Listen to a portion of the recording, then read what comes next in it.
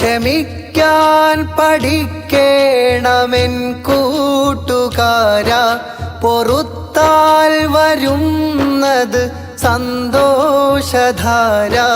കെടുത്താം പകയുടെ ആളുന്ന ജ്വാല, കൊടുക്കാം ഹൃദയങ്ങളിൽ സ്നേഹപ്രതീക്ഷ. വാക്കിനെ വാക്കാൽ തടുക്കാതെ ആയുധം ചീറ്റുന്ന ഭീരുക്കളാവാതെ നാം. മനുഷ്യനുടയോൻ കനിഞ്ഞുള്ള ജീവിതം അറുത്തുമാറ്റുന്നവരാകല്ലേ നാം.